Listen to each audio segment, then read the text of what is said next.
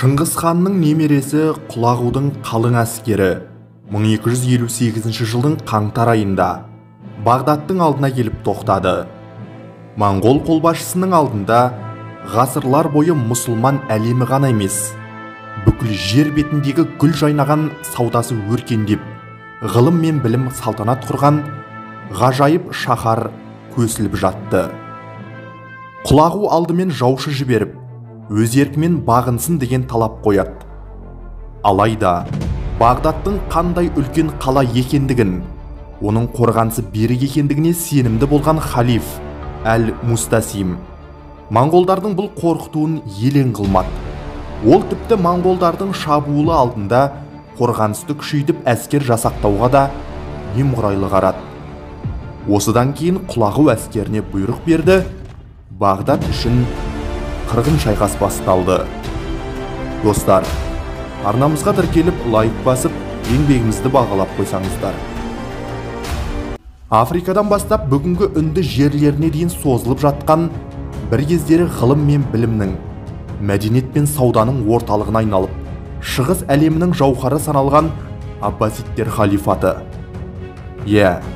Ғасырлар бойы мұсылман әлемі өзінің ғылым мен білім, әскери өнер, сауда мен дипломатияда тамаша жетістіктерге жетті. Әрине, мұсылман әлеміндегі біртұтас биліктің дағдарысқа ұшырауы түркі қолбасшыларының ел билігін ашса алақанда жұмса жұдырығында ұстағанын есептемегенде, бұл аймақтар Шыңғыс ханның немересі Құлағудың әскері келем дегенше бір қалыпты өмір сүріп жатты. Шыңғыс ханның аш қасқырдай жан-жағын жалмаған әскері жетісу жеріне жетпестен бұрын Бағдат халқы тіпті дүниеде Шыңғыс хан деген адамның бар екенін білмегенде болар. Ал 1216 жылы кейін Бағдаттың күлін көкке ұшырып, бүкіл мұсылман әлемінің жауһарын жермен жексен еткен Құлағу деген адам ол кезде әлі өмірге де келмеген. Сонау қиырда мал бағып, бір-бірімен қырқысып жатқан моңғол тайпалары ертең мына гүл жайнаған Бағдат көшелерін ойрандап, өртеп жібереді деп ол кезде ешкім ойламаған болар, кім білсін. Сонымен уақыт бір орында тұрған жоқ. Бір кездері атағы жер жарған Хорезмшах II Мұхаммед моңғолдармен алғашқы шайқастардың өзінде тас талқан болып жеңіліп, Шыңғыс хан әскерлері Сырдария мен Әмудария бойындағы бекіністерді бірінен соң бірін жаулап алып жатты. Атақты Хорезмшах бірнеше жылдың ішінде алып империясынан айырылып, бас сауғалайтын жер таппай, Каспий теңізінің оңтүстігіндегі бір аралда өмірден өтті. Ал оның ұлы Жәләләддин Шыңғыс ханмен қарсыласуын тоқтатпады. Біресе үнді жерінде, енді бірде Иран мен Кавказ жеріне шегініп шайқасқанымен, енді моңғолдарды тоқтатуға шамасы келмей Жәләләддин де өмірден өтті. Хорезмшах өмірден өткенімен моңғол әскерінің жойқын жорықтары одан әрі жалғасты. Жебе мен сүбедей бастаған моңғолдардың авангарды Иранның солтүстігін айналып өтіп, Кавказға басып кірді. Одан әрі Орыс даласына жақындаған моңғол әскерінің барлаушы жасақтары Иранның ішкі аудандарына шабуылдамады. Осылайша Каспийді айналып өтіп, орыс князьдерін Қалқа өзені маңында талқандаған әскер Шыңғыс ханның ордасына қайтып оралды. Бұл бар болғаны алдағы жорықтарға дайындық, былайша айтқанда барлаушылық жорық болатын. Шығыстағы көшпелі тайпалардың мұндай жойқын жорығы, олардың көз ілеспес жылдамдығы және шектен шыққан қатыгездігі Бағдат сарайы түгілі сонау қиырдағы Еуропа корольдеріне жетті. Алайда Шыңғыс ханның мұндай қатыгез жорықтары Бағдат халифіне сабақ болмады. Ортақ жауға қарсы тұрудың орнына Бағдаттың берік қабырғаларына сенген халифтер үлкен қателік жіберген болатын. Шынын айту керек, бұл кездері халифат деген аты болмаса, мұсылман әлемінде біртұтас билік әлдеқашан бұзылған. Сарай әмірлері өзара билікке таласып, елдің берекесін кетірді. Оның үстіне селжұқтардың Бағдатқа билік жүргізуі халифке ұнамады. Шыңғыс хан әскері келердің алдында Бағдат сарайы селжұқтармен, енді бірде Хорезм елімен соғыс жүргізіп жатқан еді. Алайда Бағдат үшін олардан да қауіпті жау моңғолдар пайда бола кетпесі бар ма? Алып көшпенділер империясының негізін қалаған Шыңғыс хан көзі тірісінде Иран жерін толық бағындыра алмады. Тіпті оның ұлы Үгедей ханның тұсында да моңғол әскері Ирак, Бағдат аймақтарына айтарлықтай шабуыл жасамады. Шағын жасақтардың үзік шабуылдары Бағдат халифін қорқыта қоймаса керек. Тек Шыңғыс ханның немересі Мөңке таққа келген соң ғана моңғолдар енді мұсылман әлемін, Еуропа корольдіктерін жаулап алуға мұқият дайындықты бастады. 1253 жылы Мөңке хан маңызды шешім қабылдады. Ол аббасидтер халифатын бағындырып, тәуелді елге айналдыру керек деген ойын ортаға салды. Хан жарлығынан кейін моңғол ордасы алдағы үлкен соғысқа әзірлікті бастайды. Қарақорымда отырған хан сонау құмдар мен таулардың ар жағында жатқан Бағдаттың қамалы биік, қорғаны берік екендігін жақсы түсінді. Бұл шағын қала еместігін, сондықтан жорықтың да маңыздылығы ескерілді. Сол себепті әр ұлыс 10 адамнан 2 адамын осы Бағдатты бағындыру жорығына жіберсін деген жарлық шығарады.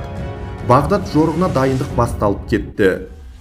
1257 жылы Шыңғыс ханның немересі Төленің ұлы Құбылай мен Мөңкенің бауыры болып келетін Құлағу қалың әскерді бастап Бағдатқа бет алды.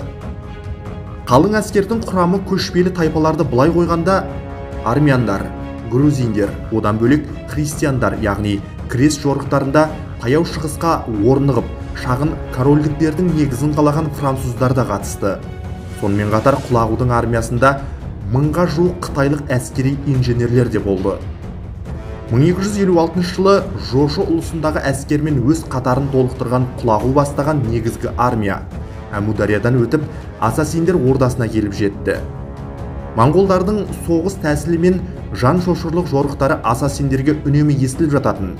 Асасиндер үшін бұл қауіпті жау көптеген уақыттар бойы жұмбақ күйінде қалды. Өздері бес саусақтай білетін мұсылман әлеміндегі сұлтандар мен шахтардың әскері сияқты емес. Моңғолдарда Шыңғыс ханнан қалған темірдей тәртіп болатын. Асасиндер басшысы имам Рукнаддин Хуршах моңғолдар рақымшылығынан үміттеніп 19 қарашада Меймундис бекінісі өз қақпасын ашты. Имам Хуршахты кешіру немесе өлтіру шешімін Құлағудың өзі қабылдамай, оны Мөңке ханға жібереді. Алайда Мөңке ханның ордасына бара жатқан жолда имам Хуршах құпия жағдайда өлтіріледі. Осыдан кейін 40-қа жуық бекініс басшылары өз еріктерімен қақпаларын аша бастады. Алайда Аламут пен Ламасар бекіністері берілгісі келмеді. 19 желтоқсан күні 4 күнге жуық қарсыласқан ең мықты Аламут бекінісі де құлады. Құлағудың жанында жүріп кеңесшісі болған тарихшы Жувейни 100 жылдан астам уақыт бойы бүкіл асасиндердің ордасы болған. Ғалым, оқымысы небір құпия тапсырмалар беріліп, тұтас империяларды үрейде ұстаған Аламуттың ішіне кіреді. Ондағы бай кітапхананы көріп таң қалады. Құлағудың жанында жүрген тарихшы Жувейни сол кітаптардың ішінен сонау 100 жылдан астам уақыт бұрын өмір сүріп, осы асасиндердің негізін қалаған Хасан ибн Саббах деген көсем туралы жазылған кітапты тауып алады. Жувейни көптеген кітаптарды өртелуден сақтап қалды, алайда исмаилиттер догматикасымен жазылған кейбір кітаптарды өртеп жібереді. Асасиндер ордасында ғылыми ізденістермен айналысқан әлемге әйгілі ғалым Насыр-ад-Дин ат-Туси моңғолдар Аламутты жаулап алғаннан кейін Құлағудың сарайында ханның кеңесшісі болып қызмет етеді. Мұсылман әлеміне үрей болып келген асасиндер ордасын талқандаған Құлағудың жойқын әскері енді Бағдаттың өзіне ат басын бұрды. Қарақорымда отырған Мөңке хан өз бауыры Құлағуға егер халиф өз еркімен берілетін болса, оны кешіріп, бейбіт түрде бағындырсын деген тапсырма береді. Құлағудың қалың әскері 1258 жылдың қаңтар айында Бағдаттың алдына келіп тоқтады. Моңғол қолбасшысының алдында ғасырлар бойы мұсылман әлемі ғана емес, бүкіл жер бетіндегі гүл жайнаған саудасы өркендеп, ғылым мен білім салтанат құрған ғажайып Бағдат шаһары көсіліп жатты. Құлағу алдымен жаушы жіберіп, өз еркімен бағынсын деген талап қояды. Алайда Бағдаттың қандай үлкен қала екендігін, оның қорғанысы берік екендігіне сенімді болған халиф Әл-Мустасим моңғолдардың бұл қорқытуын елең қылмайды. Ол тіпті моңғолдардың шабуылы алдында қорғанысты күшейтіп, әскер жасақтауға да немқұрайлы қарады. Осыдан кейін Құлағу әскеріне бұйрық берді. Бағдат үшін қырғын шайқас басталды. Алғашында моңғолдардың қаланың батыс бөлігіне жасалған шабуылына тойтарыс бергенімен келесі шайқас Бағдаттың түбіне жетті. Моңғолдар су бөгетін бұзып, халифтің әскерін суға ағызып жіберді. Шайқас одан әрі жалғаса берді. Монғолдар әкелген қытайлық әскери инженерлер бекіністі бұзатын қаруларды орналастырып, бекіністі жаппай атқылауға кірісті. 5 ақпан күні бекіністің бір бөлігі қирады. Монғолдардың мұндай шабуылы халифті келіссөзге итермеледі. Алайда құлағу келіссөзден бас тартты. 10 ақпан күні мұсылман әлемінің жауһары Бағдат қаласы құлады. Құлағу жеңіске жеткен әскеріне бір апта бойы қаланы тонауға рұқсат береді. Моңғол әскерінің жауыздығы туралы тарихи жазбалар күні бүгінге дейін сақталып жетті. Қала халқының тонаушылыққа ұшырап, ғасырлар бойы шығыстың маржаны болған үлкен сарайлар, мешіттер мен ғылым ордалары, ауруханалар отқа оранды. Бағдат шаһарының ғана емес, өз дәуірінде нағыз ғылымның ордасына айналған әйгілі ғалымдар үйі қирап, ондаған қолжазбалар Тигр өзеніне ағызып жіберілді.